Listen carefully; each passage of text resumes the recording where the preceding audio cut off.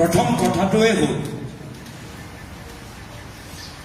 যে যোৱাকালি যি 2.5 ঘণ্টা সংবাদমেলত মুখ্যমন্ত্ৰীয়ে দেশৰ আৰু ৰাজ্যৰ সাংবাদিকসকলক সম্বোধন কৰিলে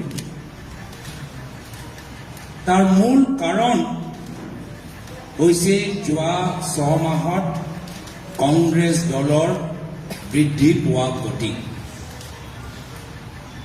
যোৱা 6 মাহত কংগ্ৰেছ দলে যিদৰে অসমৰ চুকে কোণে বুথৰ পৰা জিলা পৰ্যায়লৈকে নিজৰ সংগঠন সবল কৰিছে, আমাৰ কথাখিনি ৰাইজৰ ওচৰত লৈ যাবলৈ সক্ষম হৈছে আৰু বিভিন্ন ধৰণৰ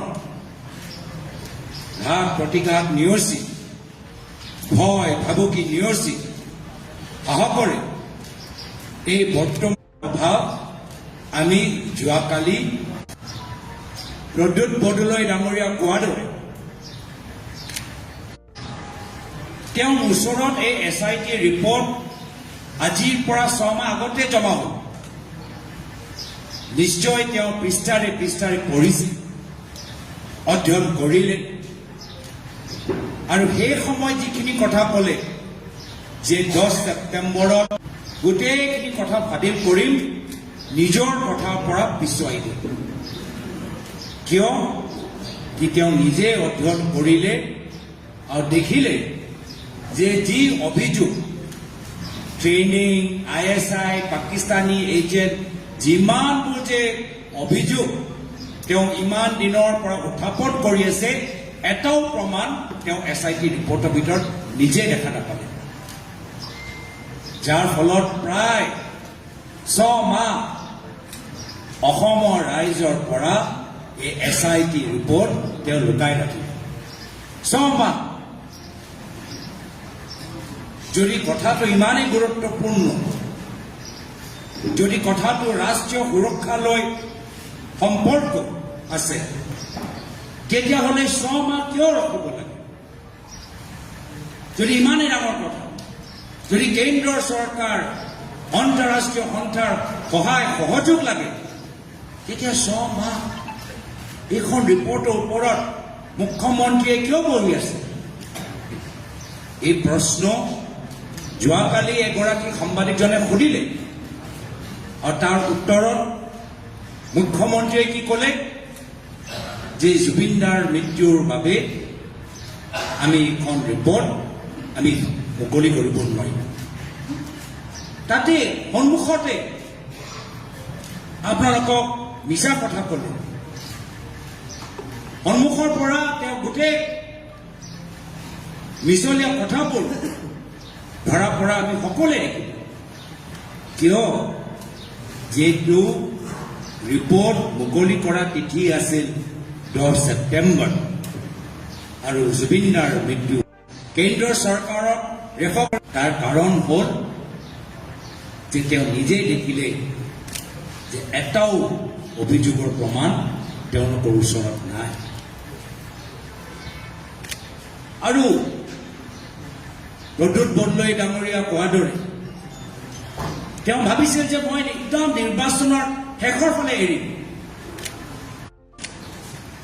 যি তিথি নিজৰ মনত ভাবি থৈছিল তাতকৈ আগত এই প্ৰেছ কনফাৰেন্স কৰিবলৈ বাধ্য হ'ল। কিয়?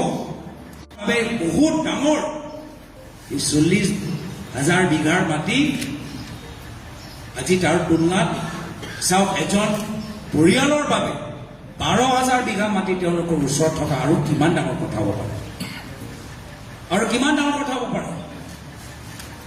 আৰু এইখিনিয়ে যে সম্পূৰ্ণ কথা আমি নাজানো, পৰৱৰ্তী দিনত আমি আৰু হু ইজ হিমন্ত বিশ্ব শৰ্মা, কোন হয় হিমন্ত বিশ্ব শৰ্মা ৱেবছাইটৰ পৰা বহুতখিনি তথ্য আমি লাভ কৰিম। কিন্তু ইতিমধ্যে আমি যে যোৱা 3-4 দিন সময় পৰিৱৰ্তনৰ যাত্ৰা আমি সম্পূৰ্ণ কৰিলোঁ, তাৰ ভিতৰতে গুৱাহাটী, কামৰূপ, যদি নগাঁও যদি আমি য'ত য'ত গ'লোঁ, তাৰে যদি আমি তথ্যবোৰ ওলাওঁ, ইতিমধ্যে কংগ্ৰেছ দলে মুখ্যমন্ত্ৰীৰ পৰিয়ালৰ দখলত থকা 4,000 বিঘা মাটি আমি ইতিমধ্যে ওলাবলৈ সক্ষম হৈছোঁ 4,000 বিঘা তো এইখিনি কথা যে আমি কৈ আছো এইখিনি কথা দল পেলাবলৈ ৰাইজৰ মনৰ পৰা আঁতৰাবলৈ বাধ্য হ'ল মুখ্যমন্ত্ৰী নিজৰ সংবাদমেল বা SIT ৰিপৰ্ট যি ৰিপৰ্ট তেওঁ 6 মাহ গোপন ৰাখিলে শেষত গৈ বাধ্য হ'ল মুকলি কৰিব আৰু মই ভালে পালোঁ মই এই ছুপাৰ ফ্লপ চিনেমাৰ মুকলি হোৱাটো ভালে পালোঁ মইতো বহুত দিনৰ পৰা বাট চাইছোঁ আৰু ইতিমধ্যে ৰকিবুল হুছেইন ডাঙৰীয়াই ক'লে যে কিয় আমি কোৰ্ট কেছ দিয়া নাই মুখ্যমন্ত্ৰী বাৰম্বাৰ কয় যদি সাহস আছে এটা কোৰ্ট কেছ দিয়ক আমি কিয় কোৰ্ট কেছ দিয়া নাই সেই ৰকিবুল হুছেইন ডাঙৰীয়া কোৱাৰ দৰে আমি কোৰ্টে যদি ষ্টে দি দিয়ে কোৰ্টে যদি বাধা দি দিয়ে কোৰ্টে যদি SIT ওপৰত কিবা ৰেষ্ট্ৰিকশ্যন দি দিয়ে তেতিয়া তেওঁলোকে ক'ব যে আমি এই গুৰুত্বপূৰ্ণ ৰাষ্ট্ৰীয় সুৰক্ষা তদন্তৰ ওপৰত কংগ্ৰেছলে সহায় কৰিবলৈ বিচৰা নাই সমৰ্থন কৰিবলৈ বিচৰা নাই কিবা এটা লুকাই আছে কেনেকৈ ক'লে আৰু সেইকাৰণে আমি প্ৰথম দিনৰ পৰাই কৈছোঁ যে SITক আমি কোনো ধৰণে আইনীভাৱে আমি বাধা নিদিওঁ যি তদন্ত কৰিব লাগে তদন্ত কৰক আমি SIT ৰিপৰ্টটো মুকলি হোৱাটো বিচাৰোঁ কিয় যিহেতু আমাক এই হেডলাইনটো লাগিছিল আমাক এই হেডলাইনটো লাগিছিল এই শব্দ ভেলকিবাজি এই শব্দ যে আজি ৰাইজৰ মাজত প্ৰচলিত হৈছে এই ফলাফলৰ বাবে আমি কোনো ধৰণৰ আইনী সহায় আমি লোৱাটো নিবিচাৰোঁ এয়া হ'ল আমাৰ পলিটিকেল ছাকচেছ আমি কোৱা নাই জনসাধাৰণৰ মাজত অখিল গগৈয়ে কয় বেহাৰবাৰী আউটপোষ্ট দুটাই কি ক'লে আপুনি কুচুৰি কাহিনী মই ক'লো ছুপাৰ ফ্লপ আৰু বিভিন্ন মাধ্যমৰ মাজত আলোচনা ভেলকিবাজি এয়া হ'ল আমাৰ ছাকচেছ আৰু সেইকাৰণে মই ভাল পালোঁ যে মুখ্যমন্ত্ৰী আমাৰ জালত ভৰি দিলে SIT ৰিপৰ্ট মুকলি কৰিলে প্ৰায় 2.5 ঘণ্টা তেওঁ দীঘলীয়া কথাবোৰ ক'লে এটাও প্ৰমাণ তেওঁ দিব নোৱাৰে আপোনালোকে সাংবাদিকৰ প্ৰশ্নবোৰ শুনিব মই ভাল পালোঁ যোৱাকালি যিবোৰ সাংবাদিকসকলে তাত উপস্থিত আছিল কিছুমানৰ মই প্ৰশ্ন শুনিলোঁ তেওঁলোকৰ প্ৰশ্নৰ পৰা আমি বুজি পাওঁ যে তেওঁলোকে কনভিন্স হোৱা নাই ইমান দীঘলীয়া সংবাদমেল পাতি মুখ্যমন্ত্ৰী দিল্লীৰ পৰা মাতি আনি সাংবাদিকসকলকো তেওঁ কনভিন্স কৰিব নোৱাৰিলে এইকাৰণে এই সংবাদমেলে কি মুকলি কৰিলে এই সংবাদমেলে মুকলি কৰিলে যে মুখ্যমন্ত্ৰী যে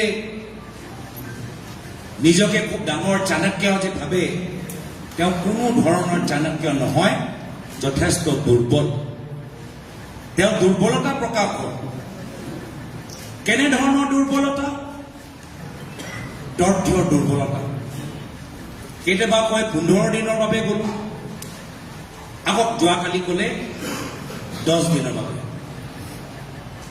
কেতিয়াবা ক'লে যে সাংসদ হিচাপে গ'লো চৰকাৰৰ অনুমতি নল'লো এতিয়া যোৱাকালি ক'লে যে সাংসদ হৈ যোৱা আগত গ'লো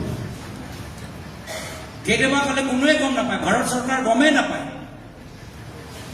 আৰু নিজে ক'লে যে ভাৰত পাকিস্তান যে সীমা য'ত ভাৰতৰ ফালে আমাৰ চৰকাৰী বিষয়াবোৰ থাকে আমাৰ বৰ্ডাৰ আমাৰ কাষ্টমছৰ অফিচাৰবোৰ থাকে তেওঁলোকক পাছপৰ্ট দেখাই সেই বৰ্ডাৰৰ পৰা মই ক্ৰছ কৰিলোঁ কোনটো বৰ্ডাৰ যি বৰ্ডাৰৰ ভিতৰত আমাৰ ভাৰতৰ আমাৰ অফিচাৰবোৰ থাকে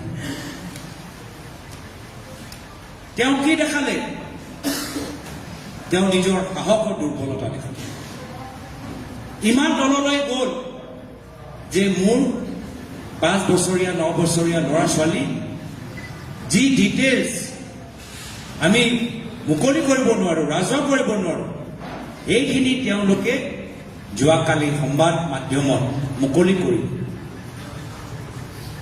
মই বাৰম্বাৰ কৈছোঁ আৰু মই মুখ্যমন্ত্ৰীক সকীয়াই দিবলৈ বিচাৰিছোঁ, আপোনাৰো ল'ৰা ছোৱালীৰ কথা আমি জানো আৰু সেইখিনি কথা মই ক'বলৈ বিচৰা নাই। সমগ্ৰ গুৱাহাটীৰ মানুহৰ মাজত আপোনালোকৰ ল'ৰা ছোৱালীৰ কি কেনেকৈ কি হৈছে কি হোৱা নাই সকলোৱে জানে। মোক বাধ্য নকৰাব, মোক বাধ্য নকৰাব। আইনীভাৱে আজি এই JJ Act, juvenile justice actor যে ছেকশ্যন 74ৰ কথা ৰকিবুল হুছেইন ডাঙৰীয়াই উল্লেখ কৰিলে, তাৰ ওপৰত নিশ্চয় আমি আইনীভাৱে কি কৰিব পাৰোঁ আমি আমাৰ দিল্লী লিগেল চেলৰ লগত আলোচনা কৰোঁ। কিন্তু আমি পুনৰবাৰ অসমৰ জনসাধাৰণে দেখা পালোঁ কি কিয় হিমন্ত বিশ্ব শৰ্মা ডাঙৰীয়া অসমৰ মুখ্যমন্ত্ৰীৰ গাদীৰ ওপৰত বহা এজন উপযুক্ত ব্যক্তি নহয়, তেওঁ যোগ্য নহয় অসমৰ মুখ্যমন্ত্ৰীৰ চকীৰ ওপৰত বহা। যি চকীৰ ওপৰত লোকপ্ৰিয় গোপীনাথ বৰদলৈদেৱ বহিছিল, যি চকীৰ ওপৰত প্ৰয়াত শৰৎ সিংহদেৱ বহিছিল, যি চকীৰ ওপৰত প্ৰয়াত বিপ্লৱ প্ৰসাদ চলিহাদেৱ বহিছিল, যি চকীৰ ওপৰত প্ৰয়াত হিতেশ্বৰ শইকীয়াদেৱ বহিছিল, যি চকীৰ ওপৰত প্ৰয়াত তৰুণ গগৈদেৱে বহিছিল, এই চকী অলংকৃত কৰা যোগ্য ব্যক্তি হিমন্ত বিশ্ব শৰ্মা ডাঙৰীয়া নহয়, তেওঁ দেখাই দিলে। আজি বাৰম্বাৰ তেওঁলোকৰ কথা, বাৰম্বাৰ তেওঁলোকৰ ব্যৱহাৰ অসমৰ জনসাধাৰণক লজ্জিত কৰিছে। এটা ওপৰত এটা তেওঁলোকৰ ওপৰত সমগ্ৰ ভাৰতৰ ভিতৰত কেছ দিবলৈ মানুহবোৰ ওলাই আহিছে। কিয়? কি আজি যি ধৰণৰ কথাবোৰ এটা বিশেষ সমাজৰ প্ৰতি তেওঁ ব্যৱহাৰ কৰে, যি ধৰণৰ ছ'চিয়েল ভিডিঅ' তেওঁ নিজৰ টুইটাৰ যোগেদি প্ৰচাৰ কৰে, সম্পূৰ্ণভাৱে ইলিগেল, সম্পূৰ্ণভাৱে অপৰাধ, যাৰ ওপৰত সুপ্ৰিম কোৰ্ট, চিফ ছেক্ৰেটাৰী, DGPয়ে নিজে কগনিচেন্স লৈ মটো এটা কেছ কৰিব লাগে। মুখ্যমন্ত্ৰীক মই দ্বিতীয়বাৰ সকীয়াই দিছোঁ যে মোৰ বিৰুদ্ধে ৰাজনৈতিকভাৱে হওক বা নিজৰ গুণ্ডা বাহিনীৰ জৰিয়তে হওক মোৰ ওপৰত যিমান আক্ৰমণ কৰিবলৈ বিচাৰে কৰক, সহ্য কৰাৰ তাকত মোৰ ওচৰত আছে।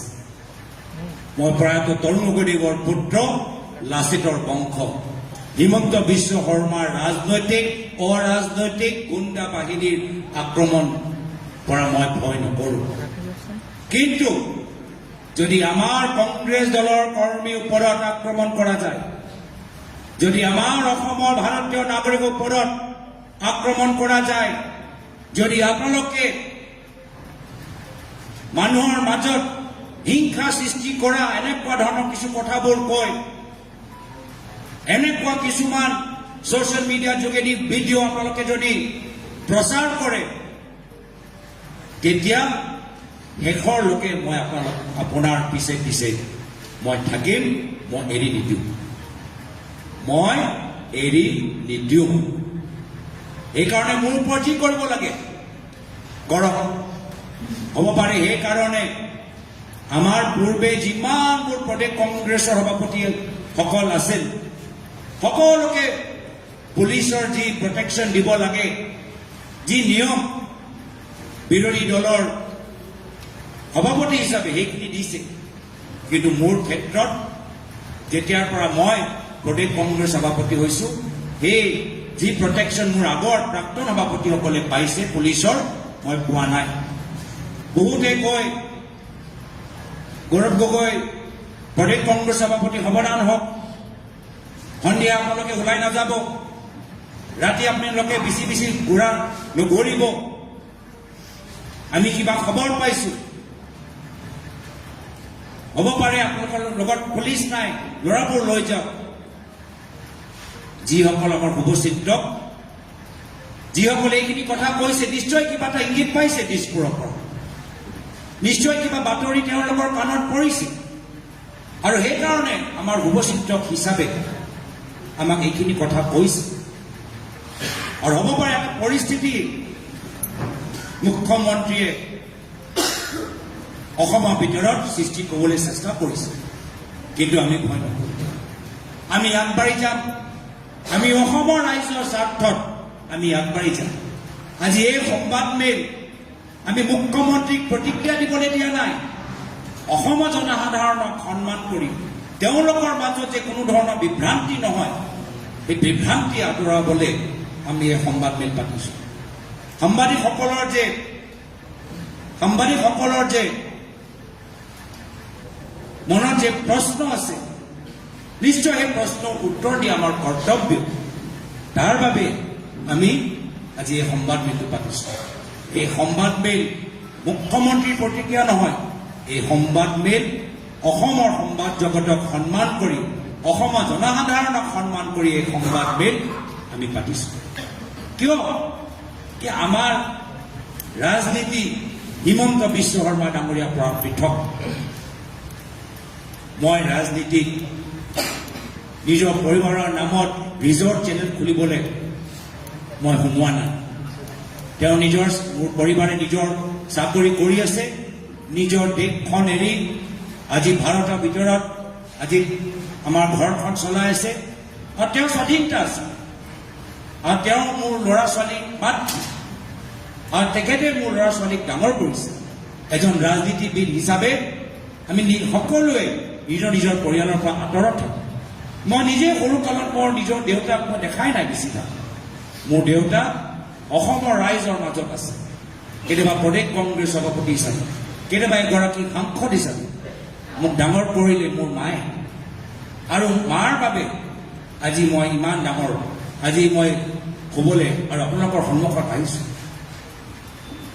একেৰাহে মোৰ পৰিবাৰে মোৰ ল'ৰা ছোৱালীক ডাঙৰ কৰিছে, আৰু যি সময়ত মোৰ ল'ৰা ছোৱালী 18 বছৰ নাপায়, তেখেতৰ দায়িত্ব, তেখেতৰ জীৱনৰ লৈ নিৰ্ণয় মই তেওঁলোকৰ মাতৃৰ ওপৰত এৰি দিছোঁ। আৰু যেতিয়া 18 বছৰ তেওঁলোকে অতিক্ৰম কৰিব, তেতিয়া তেওঁলোকে স্বাধীন মনেৰে তেওঁলোকে সিদ্ধান্ত ল'ব, যি এটা উদ্দেশ্য। এতিয়া মই জানো যে হিমন্ত বিশ্ব শৰ্মা ডাঙৰীয়া তেওঁ নিজৰ ভাগিন কি ভাৰতীয় নাগৰিকতা এৰিলে নেকি? মই জানো বিজেপি চৰকাৰৰ ভিতৰত উচ্চ স্তৰৰ মন্ত্ৰী, উচ্চ স্তৰৰ চৰকাৰী বিষয়া মই নাম নলওঁ, তেওঁলোকৰ ল'ৰা ছোৱালীবোৰ নিজৰ ইণ্ডিয়ান পাছপৰ্ট চাৰেণ্ডাৰ কৰিলে, ডাঙৰ ডাঙৰ পদত থকা বিজেপিৰ মন্ত্ৰী। কিয়? ইণ্ডিয়ান পাছপৰ্ট লৈ তেওঁলোকে উচিয়াই থাকিব পাৰিলে, কিন্তু এই ধৰণৰ কথা আমি যাবলৈ নিবিচাৰোঁ। কিন্তু মুখ্যমন্ত্ৰীয়ে এইখিনি কথা কৈছে, এয়া হ'ল তেওঁলোকৰ আদৰ্শ। মই মোৰ প্ৰয়াত পিতৃ তৰুণ গগৈদেৱৰ আদৰ্শ লৈ মই ৰাজনীতিত ভৰি দিছোঁ। সম্পত্তিৰ বাবে নহয়, ধনৰ বাবে নহয়। হয়, ক্ষমতা আমাক লাগে, ৰাজনীতিত আমি ক্ষমতা বিচাৰিছোঁ, কিন্তু কাৰ কাৰণে? ব্যক্তিগত স্বাৰ্থৰ বাবে নহয়, অসমৰ সমাজৰ ভিতৰত এটা ভাল প্ৰভাৱ পেলাবলৈ আমাক ক্ষমতা লাগে। ক্ষমতা লাগে যে যি ৰাজনৈতিক পথৰে প্ৰয়াত তৰুণ গগৈদেৱ অসমৰ বিভিন্ন জনগোষ্ঠী জনজাতিক সন্মান প্ৰদান কৰিলে, কোচ ৰাজবংশী, আহোম, মৰাণ, মটক, মিচিং, চুতীয়া, বঙালী, ভোজপুৰী সকলোকে একে চকুৰে মৰম কৰিলে। সেই আদৰ্শ লৈ তেখেতৰ অনুপস্থিতিত আমি সেই বাতাবৰণ আমি সৃষ্টি কৰিবলৈ বিচাৰোঁ। মই অলপ দিন আগতে তেজপুৰ ইউনিভাৰ্চিটিৰ পৰা আহিলোঁ, আৰু মোক মনত পৰে বহুত বছৰ আগতে যেতিয়া তেজপুৰ ইউনিভাৰ্চিটিলৈ মই গৈছিলোঁ, এজন ছাত্ৰই মোক সুধিছিলে যে আপুনি ৰাজনীতিত কিয় ভৰি দিলে, সাংসদ হোৱা মনৰ কামনা কিয়? এই প্ৰশ্নৰ উত্তৰ দিলোঁ, মই ৰাজনীতিত ভৰি দিছোঁ এজন সাংসদ হ'বলৈ বিচাৰোঁ তাৰ পিছত তিনিটা মূল কাৰণ। প্ৰথম কাৰণ যে সদনৰ ভিতৰত মই নিজৰ দেশৰ বাবে মই মাত মাতিবলৈ বিচাৰোঁ। দ্বিতীয় কাৰণ সদনৰ ভিতৰত মই মোৰ অসমৰ আইৰ বাবে মই মাত মাতিবলৈ বিচাৰোঁ। তৃতীয় কাৰণ মই যি সমষ্টিৰ পৰা ৰাইজৰ আশীৰ্বাদ লৈ আহিছোঁ সেই সমষ্টিৰ ৰাইজৰ হৈ মই মাত মাতিবলৈ বিচাৰোঁ। আৰু সেইকাৰণে মই ৰাজনীতিত ভৰি দিছোঁ। আৰু ৰাজনীতিত ভৰি দিয়াৰ লগে লগে মোৰ এটা কথা সদায় মোৰ ঘৰত মোৰ মায়ে মোক কয় কি তোমাৰ দেউতাই বহুত কষ্ট কৰি অসমৰ জনসাধাৰণৰ মাজত এটা সুনাম সৃষ্টি কৰিছে। তুমি ৰাজনীতিত তোমাক ক'ব বিভিন্ন ধৰণৰ বেয়া বেয়া কথাও বেয়া বেয়া কৰা। মুখ্যমন্ত্ৰীৰ পুত্ৰ হিচাপে সদায় কেমেৰাৰ চকু তোমাৰ ওপৰত থাকিব। তুমি কেতিয়াও এনেকুৱা এটা কাম নকৰিবা যাৰ বাবে তোমাৰ পিতৃ লজ্জিত হ'ব পাৰে, যাৰ বাবে তোমাৰ পিতৃৰ সুনাম সেই সুনাম ওপৰত দাগ লাগিব পাৰে। এটাও সিদ্ধান্ত মই না আগতে না পৰৱৰ্তী দিনত ল'ম যাৰ বাবে মোৰ প্ৰয়াত পিতৃ তৰুণ গগৈদেৱৰ সুনাম। আৰু সেইকাৰণে আমি অসমৰ জনসাধাৰণৰ ওপৰত আমি বিচাৰ কৰিবলৈ আমি ক্ষমতাটো এৰি দিছোঁ। অসমৰ জনসাধাৰণে ভালদৰে জানে কোন সঁচা কোন মিছা। অসমৰ জনসাধাৰণে ভালদৰে জানে কোন দুৰ্নীতিগ্ৰস্ত কোন নিকাম। অসমৰ জনসাধাৰণে ৰাইজৰ আদালতত আগন্তুক বিধানসভা নিৰ্বাচনত ৰাইজে সিদ্ধান্ত ল'ব যে হিমন্ত বিশ্ব শৰ্মাৰ ৰাজনীতিয়ে ৰাইজে আৰু 5 বছৰ চাবলৈ বিচাৰে নে আমাৰ সকল যিসকলে আমি প্ৰায়ত তৰুণ গগৈদেৱ প্ৰায়ত হিতেশ শইকীয়াদেৱৰ আদৰ্শৰ পৰা নিজৰ ৰাজনৈতিক যাত্ৰা আৰম্ভ কৰিছোঁ। আৰু তেওঁলোকৰ আদৰ্শ তেওঁলোকৰ সেই আধৰুৱা সপোন আমি বাস্তৱ কৰিবলৈ বিচাৰোঁ। এই প্ৰায়ত হিতেশ শইকীয়া প্ৰায়ত তৰুণ গগৈদেৱৰ ৰাজনীতি বিচাৰে ৰাইজে বিচাৰ কৰিব। এইখিনি কথা মই আৰম্ভণিত ক'লোঁ। নিশ্চয় আমাৰ সাংবাদিকসকলৰ ওচৰত কিছু প্ৰশ্ন আছে। বেদব্ৰত বৰা ডাঙৰীয়া, আপুনি এজন এজনকৈ আপুনি নিজে যাৰ যাৰ নাম ল'ব তেখেতৰ প্ৰশ্নটো আমি শুনিম। আশা কৰোঁ সকলোৱে প্ৰশ্ন কৰিব পাৰিব। এজন ব্যক্তিয়ে যে বাৰম্বাৰ প্ৰশ্ন 5বাৰ প্ৰশ্ন বাকীকেইজনে যে কৰিব নোৱাৰে তেনেকুৱা এটা পৰিস্থিতি যে নহয়, তাৰ বাবে আমি বেদব্ৰত বৰাৰ ওপৰত এৰি দিছোঁ। আৰু কিছুমান কথা আমি অপেনিং ৰিমাৰ্কছত ক'লোঁ, কিছুমান এতিয়াও কিছুমান 6টো আমি মাৰি লৈ কিছুমান 6 এতিয়া কুৱেশ্যন আনচাৰ কাৰণে আমি এৰি থৈ গৈছোঁ। As MP, you asked certain questions which were distinctly related to defense and sensitive matters of India. He was basically pointing out how does this concern to an MP from a far-flung state like Assam. So he was just joining the dots like that you are helping someone by asking those questions. मैं इसका जवाब हिंदी में दे देता हूं। कल मुख्यमंत्री हिमंत बिश्व शर्मा के 2.5 घंटे के संवाद मेल में उन्होंने एक भी ऐसा प्रमाण नहीं दे पाए जो ये साबित कर सकता है कि मैं किसी दूसरे देश का एजेंट हूं। उन्होंने गोल मोल करके बातों को बताया। सबसे पहले ये एसआईटी रिपोर्ट उनके पास 6 महीने पहले ही था और वो इतने पिछले साल लगभग कहते रहे कि 10 सितंबर को वो सारा रिपोर्ट देश के सामने रखेंगे और केंद्र सरकार को वो अपने रिकमेंडेशन भेजेंगे। तो अगर मामला राष्ट्रीय सुरक्षा का है तो हमारा सबसे पहला सवाल ये है कि मुख्यमंत्री पिछले 6 महीने से इस रिपोर्ट पर क्यों चुप थे। सितंबर में ही जब रिपोर्ट उनके पास आ गया था, तभी इस रिपोर्ट का पर्दाफाश मीडिया के सामने क्यों नहीं किया? केंद्र सरकार को रिकमेंडेशंस क्यों नहीं दी? इसका वजह सिर्फ ये है कि उन्होंने खुद उस रिपोर्ट को पढ़ा और देखा कि उनके द्वारा गठित एसआईटी ने इतने महीनों के बाद भी कोई एक प्रमाण लाने में, कोई एक सबूत लाने में सफल नहीं हुई। पहले वो कहते थे कि 15 दिन के लिए हम पाकिस्तान गए, कल कहा 10 दिन। पहले तो ऐसे कहते थे कि हाल ही में पाकिस्तान गया, और कल पता चला कि ये हाल की बात नहीं कर रहे।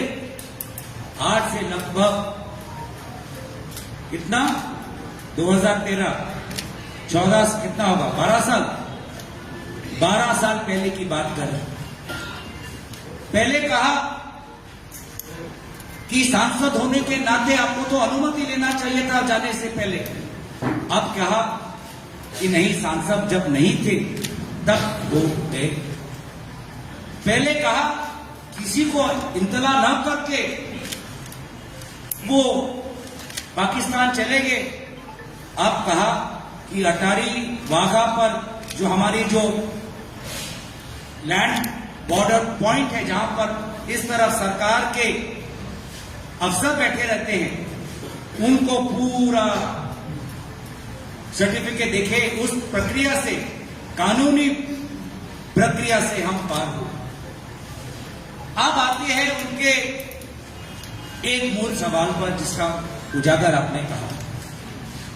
वो कहते हैं कि असम का एमपी देश के सदन में देश की सीमा को लेकर सवाल क्यों उठा रहा है?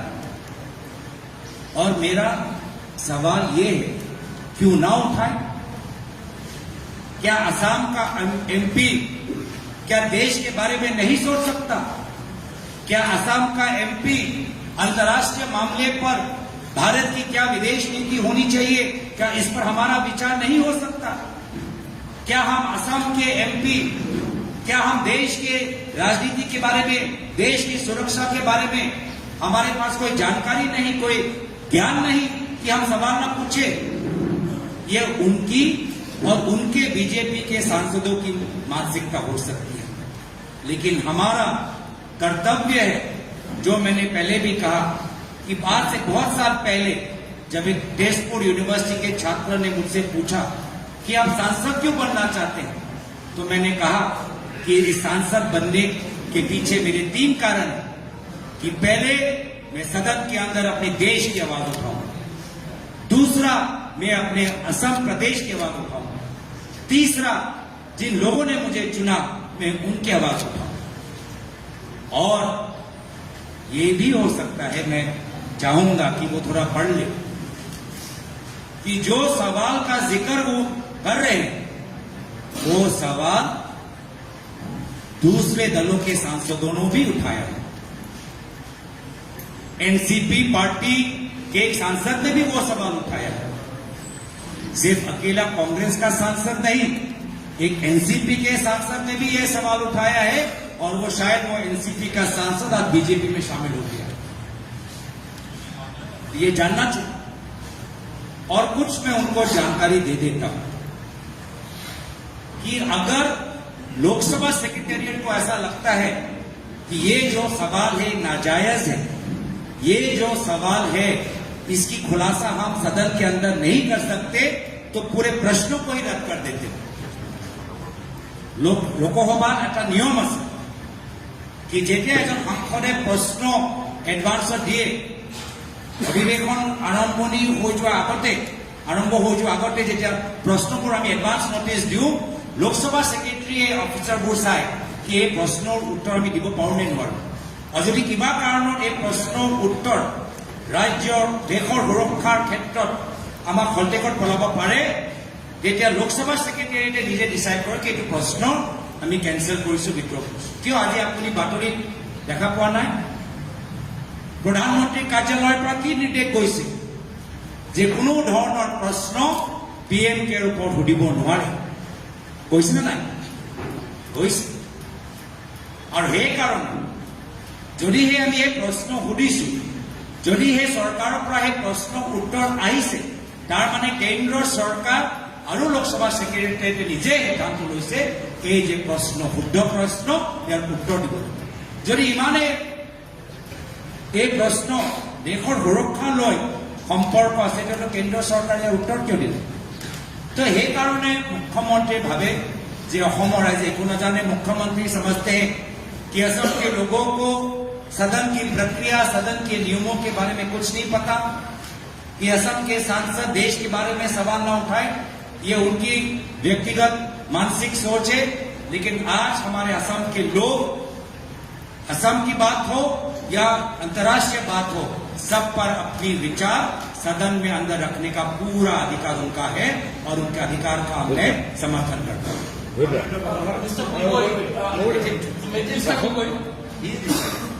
Mr. Gogoi, yesterday the Chief Minister presented us some documents where it is clearly indicated that you indeed made a visit to Pakistan. Can you kindly give us a detailed account of the motive behind your visit and where were you in those 10 days in Pakistan?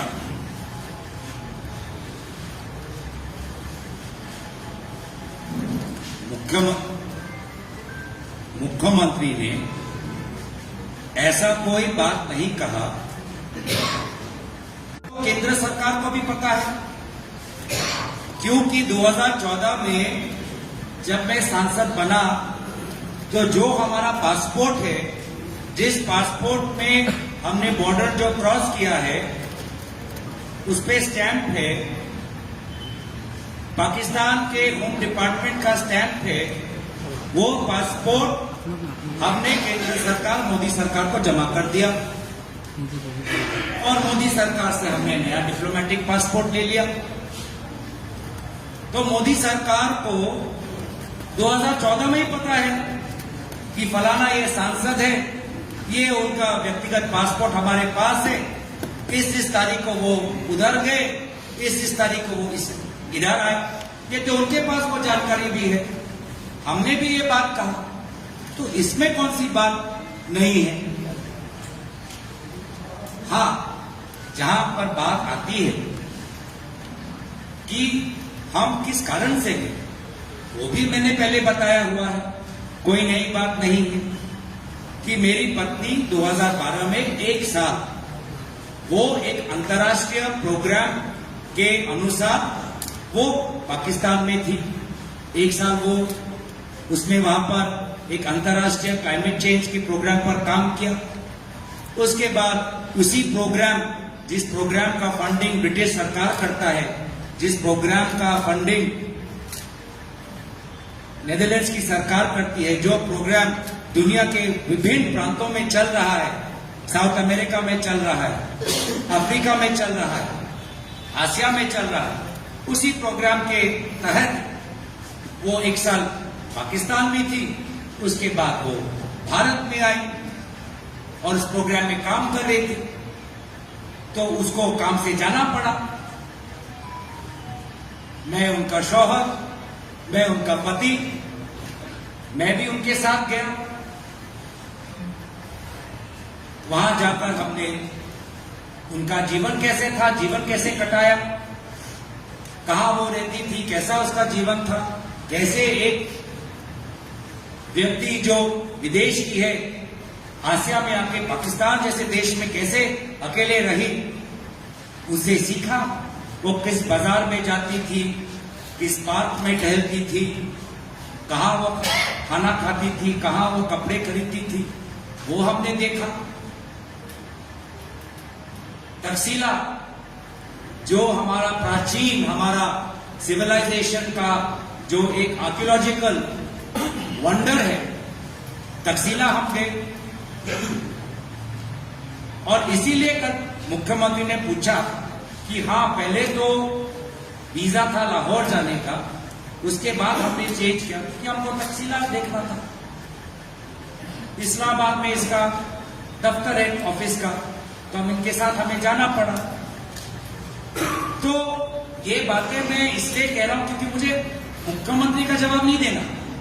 ये बातें मैं इसलिए कह रहा हूं ताकि मैं अपने असम के लोगों को और आप जैसे मीडिया असम के और बाहर के जो हमारे विभिन्न कोने से हमारे पत्रकार हैं आपके सवालों का उत्तर दें। একেখিনি কথা অসমীয়াত কৈ দিওঁ নে একেখিনি কথা অসমীয়াত কৈ দিওঁ। মোৰ ওচৰত বহুত সময় আছে দেই। এতিয়া 2 ঘণ্টা হয় নে 3 ঘণ্টা হয় আপোনালোকৰ প্ৰশ্ন ওপৰত আমিতো নিজৰ বৈশিষ্ট্য আমি সামৰিলোঁ। এতিয়া আমাৰ ধৈৰ্য আছে, গোটেই দিন যদি প্ৰশ্ন দিবলৈ বিচাৰে পিছত আমাৰিকো আপত্তি। এতিয়া মই অসমীয়াটো কৈ দিব লাগে গুৰুত্বপূৰ্ণ কথা যে প্ৰশ্ন সদনৰ ভিতৰত আমি কিছু প্ৰশ্ন উত্থাপন কৰিলোঁ যে আমাক সুধিব নালাগিছে। মুখ্যমন্ত্ৰীয়ে ক'লে যে অসমৰ পৰা এজন সাংসদে দেশৰ সীমা সুৰক্ষালৈ কিয় প্ৰশ্ন কৰিব লাগে, কিয় নকৰোঁ? কিয় অসমৰ মানুহ কি দেশৰ সীমা সুৰক্ষাৰ বাবে একো নাজানে নেকি?